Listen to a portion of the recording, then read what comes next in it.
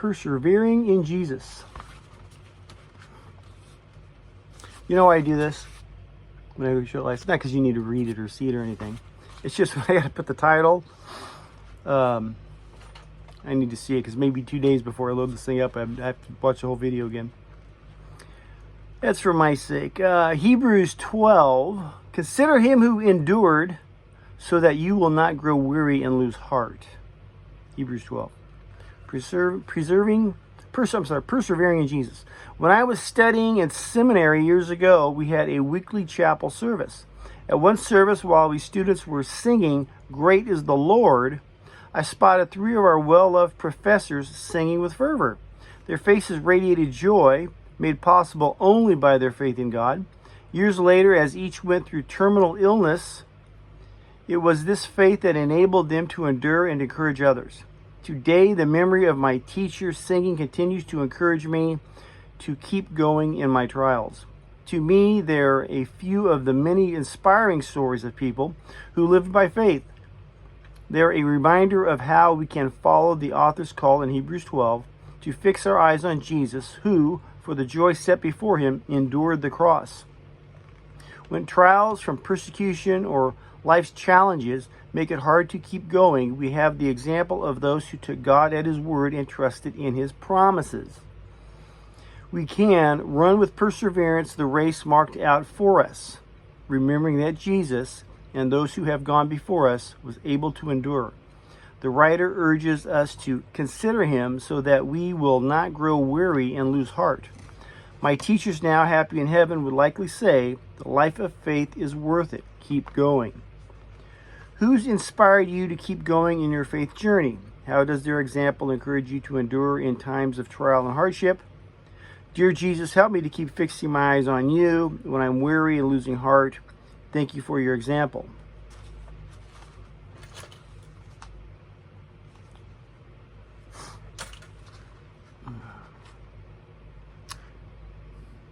No, I was going to say something there, but I'm going to hold off on that.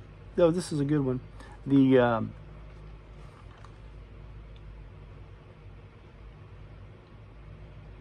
Just real simple. We can get caught up in all this political stuff going on.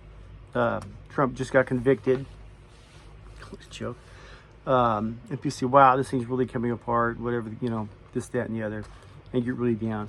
We that are believers have the promises of God. We have something to look forward to, okay?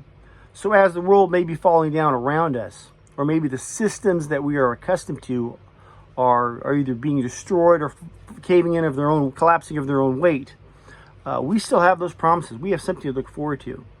It may be sooner or later. But it's really easy to get caught up in all this. Like I said, I try to stay out of politics now as much as possible, which is impossible. Because I'm just wired that way. But I can't allow myself to get... I've already divorced myself from the system. And I've done this many times. Where it's just, okay, this is the way this thing's going to play out. I don't think we could... Politically, I don't think we can stop anything. This cookie has already crumbled. It's... I was going to make a video on this, but I didn't. It's... Change is here. As far as this system that we're in here on Earth, change is here. Okay, we're never going back to what was. And not so much because of the politics, but because our culture is garbage. Cultures that we're living in and amongst with other people, the cultures that we're dealing with is just garbage.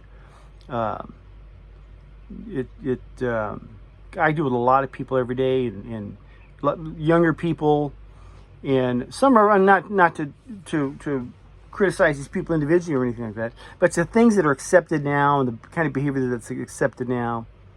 Our culture is not long for this race. But change is here.